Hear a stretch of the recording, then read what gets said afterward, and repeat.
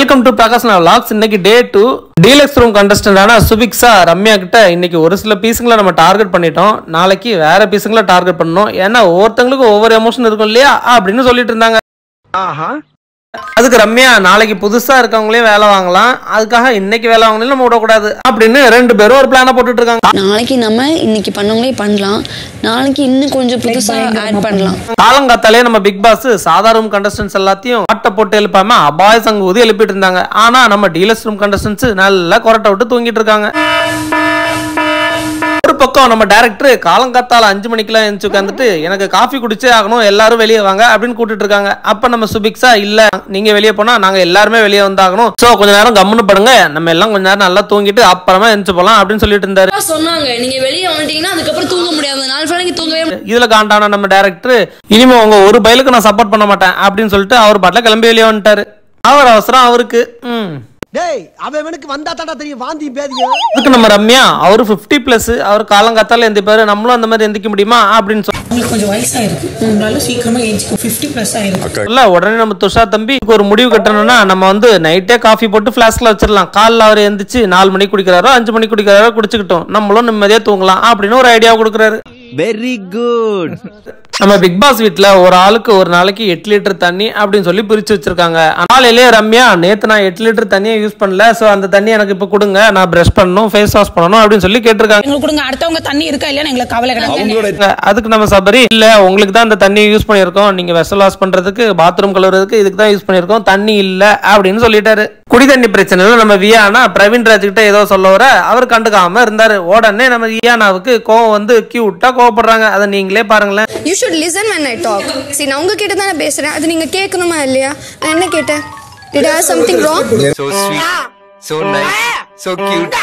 Already திவாகருக்கும் பிரவீன் ராஜுக்கும் பிரச்சனை இருக்கு, இதுதான் சாகுமெண்ட் கிடைச்சதுன்னு சொல்லிட்டு நம்ம திவாகர் எனக்கு சப்போர்ட் பண்ணி 1-2 வார்த்தை பேசிட்டு இருந்தாரு. உடனே பிரவீன் பெண்களுக்கு ஒண்ணுன்னா நம்ம வாட்டர்மெலன் ஸ்டார் வந்துருவாரு அப்படின்னு சொல்லி பேச உடனே பக்கத்துல இருந்த பார்வதி அதெல்லாம் நீ எப்படி சொல்லலாம், அதெல்லாம் நீ சொல்லக்கூடாது அப்படின்னு நம்ம தலைவனுக்கு சப்போர்ட் பண்ணிட்டு இருந்தாங்க.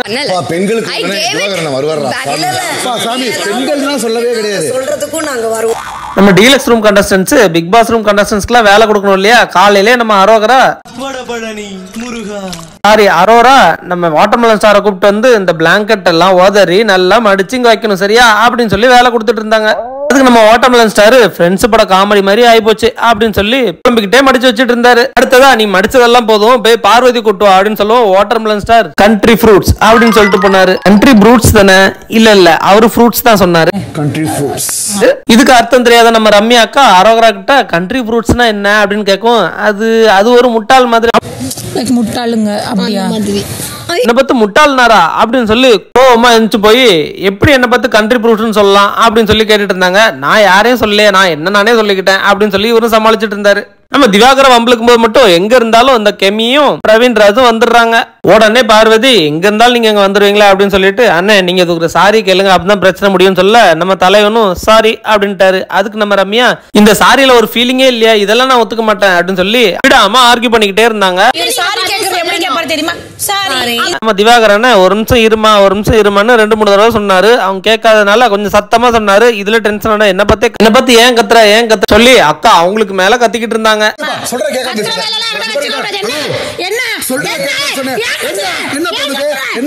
ஹவுஸ்மேட்ஸ் எல்லாரும் ஒண்ணு கூட்டிட்டாங்க. நம்ம ரம்யாவும் ஆள ஆரம்பிச்சு அதுக்கப்புறம் ஆளாளுக்கு திவாகரை வச்சு செய்ய ஆரம்பிச்சிட்டாங்க.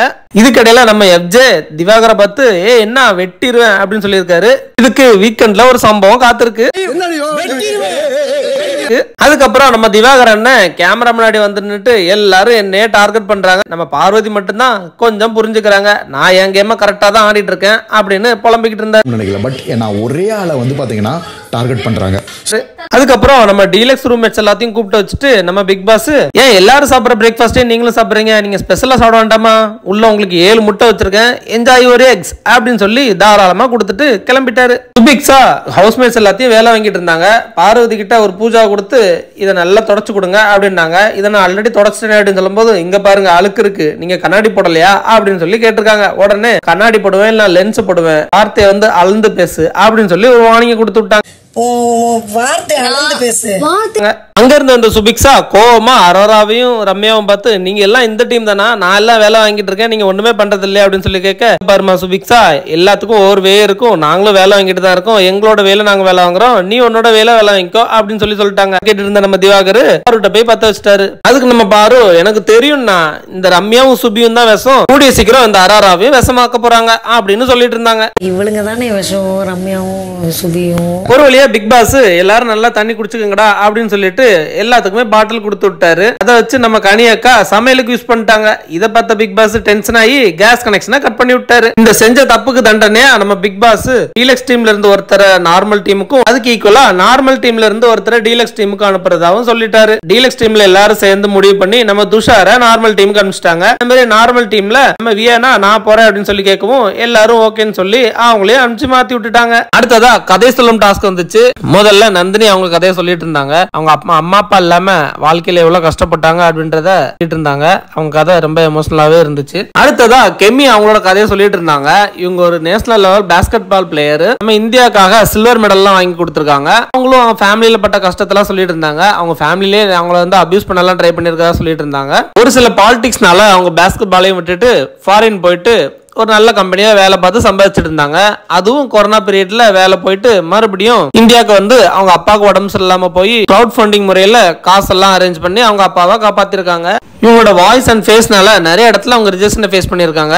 ஆனாலும் அதுதான் என்னோட யூனிக்னஸ் சொல்லிட்டு இந்த ஸ்டேஜ்ல வந்து நான் நின்னதா ஒரு பெருமிதமா சொல்லிட்டு இருந்தாங்க. அடுத்ததான் அந்த திவாகரன் அவரோட கதையை சொல்லிட்டு இருந்தாரு. நானும் அவர் கதையை 2-3 டைம் கேட்டு பார்த்துட்டேன். அவர் என்னதான் சொல்ல வராருன்னு புரியல. வழியா அவர் யூடியூபர் இல்லங்கிறதும் அண்ணன் இப்போதைக்கு சிங்கிளா இருக்காருன்றது மட்டும் தான் சொன்னாரு. உங்களுக்கு ஏதாவது தெரிஞ்சதுன்னா பார்த்துட்டு கமெண்ட் பண்ணுங்க. Thank you your honour, thank you.